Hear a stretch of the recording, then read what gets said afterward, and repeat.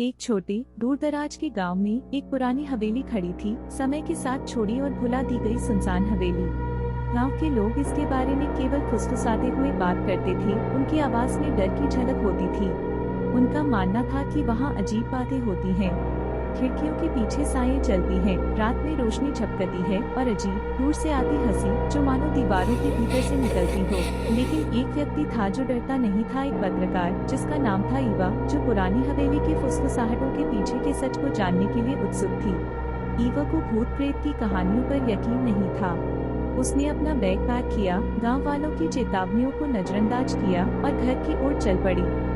बारिश शुरू हो चुकी थी और दूर कहीं बादलों की गड़गड़ाहट हो रही थी, लेकिन वह आगे बढ़ती रही, जवाब पाने के लिए दृढ़ संकल्पित। कुछ भी उसे उन दीवारों के भीतर छिपे रहस्यों को जानने से रोक नहीं सकता था। ईवा ने अंदर कदम रखा और तुरंत ही हवा बदल गई, भारी ठंडी। ऐसा लगा मानो घर चारों ओर से सांस ले रहा हो। दीवारें चरमराती और कराहती हुई, जैसे जीवित हो। उसने अपनी टॉर्च चारों ओर घुमाई, पुराना धूल भरा फर्नीचर और दीवारों पर उखड़ी हुई पेंट को उजागर करते हुए। सन्नाटा भयानक था, केवल उसके अपने कदमों की आवाज ही उसे तोड़ रही थी। और फिर उसने सुना एक हल्की फुसफुसाहट, इतनी धीमी कि वे हवा हो सकती थी। चली जाओ। ईवा रुक गई, सुनने की कोशिश करने लगी। क्या यह उसकी कल्पना थी? फुसफुसाहट फिर से आई, इस बार थोड़ी जोर से, चली जाओ अभी। उसने पुकारा, लेकिन कोई जवाब नहीं आया। फुसफुसाहट जारी रही, जैसे दीवारों से निकलती हुई, जोर देकर कहती रही। ईवा एक लंबे संकरे गलियारे से धीरे धीरे आगे बढ़ी। उसकी आंखें एक पुरानी भारी दरवाजे पर टिकी थीं, जो गलियारे के अंत में था। फुसफुसाहट अब ज्यादा तेज हो रही थी, चारों ओर से घेर रही थी। जैसे ही उसने दरवाजे के हैंडल की ओर हाथ बढ़ाया, एक पल के लिए सब शांत हो गया और फिर अचानक फुसफुसाहट की आवाज तेज हो गई, उसे तुरंत छोड़ देने के लिए कह रही थी। दरवाजे को खोलते ही ईवा ने देखा कि वह एक छोटे मंद रोशनी वाले कमरे में है। वहाँ केवल एक कुर्सी थी, जो दीवार की ओर रखी थी, जो पुरानी पीली पड़ी तस्वीरों से ढकी हुई थी। तभी दरवाजा जोर से धड़ाम से बंद हो गया और उसकी गूंज पूरे कमरे में फैल गई।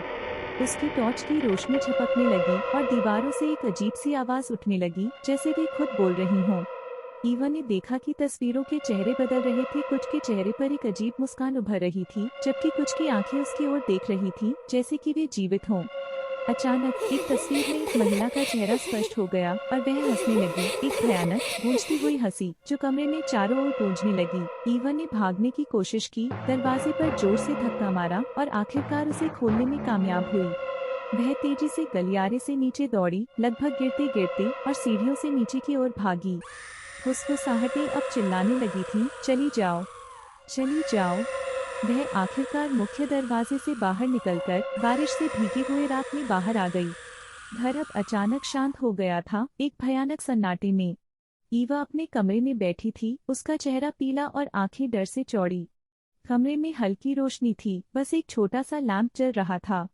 उसने सोने की कोशिश की, लेकिन उसके दिमाग में पुरानी हवेली बार बार घूम रही थी। और फिर एक हल्की फुसफुसाहट सुनाई दी, डैश।